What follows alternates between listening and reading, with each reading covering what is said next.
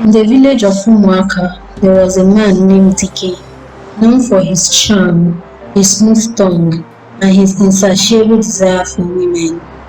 He left a trail of broken hearts, whispering sweet lies into the ears of maidens and married women alike, only to discard them once his interest waned. He was a shadow of rain, moving from one conquest to the next without remorse. His reputation was well known, and many warned their daughters against him. But despite the warnings, his presence was like a spell, one that many could not resist. His deep voice, his confident gait, the way he spoke of love like it was a gift only he could bestow. It was enough to make even the most courteous women falter. One fateful day, Dike set his sight on Uzodimma, a beauty unlike any other in the village. She was graceful, quiet, and kept to herself, never entangled in the trivial affairs of others.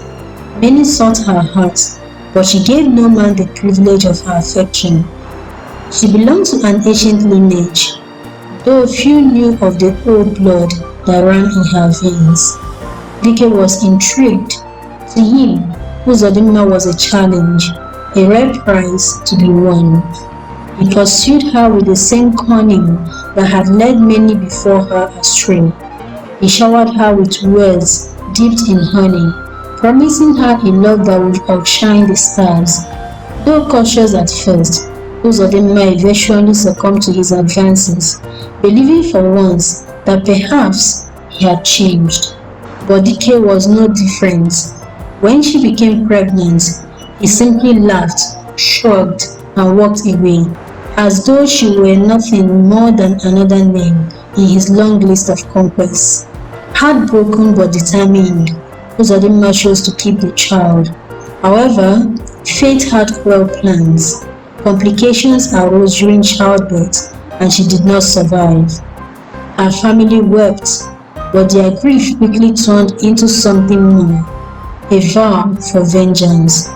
For Uzodimma was no ordinary woman. She belonged to the Umuagu, an ancient clan with power over the elements and the ability to shapeshift into cobras. They called upon their ancestors, whispering to the spirits that roamed the land, weaving a curse that would bind Dike to his doom.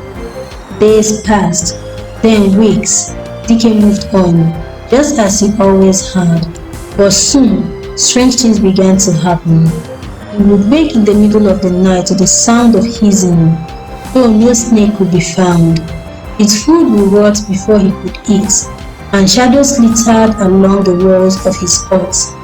The women he once charmed now recoiled at his presence, their eyes filled with dread instead of desire. One night, as he walked through the village, he heard his name whispered on the wind. The voice was unmistakable. It was Uzodimma's. Cold fear gripped his spine. He turned, and there she stood, her form flickering like a mirage, her eyes burned like twin embers, and as she stepped forward, her body shifted, elongating, twisting, until she stood before him as a great cobra, her scales gleaming like the moonlit river. Dike screamed, but no one came to his aid. The villagers had already sensed the wrath that was coming for him and dared not interfere. He tried to run, but his legs failed him. Uzodimma coiled around him, her forked tongue flickering near his ear. "You took my love, my trust, my life," she hissed. "Now I take you." The next morning, Dike's hut was empty, his belongings untouched. The only sign of him was a trail of shed skin, hidden deep into the forest, where the shadows swallowed all who dared to enter. From that day forward, no man dared treat a woman of Umuagu with anything less than reverence, for the tale of Dike's doom lingered in the air like an eternal whisper, a warning to all who thought themselves untouchable.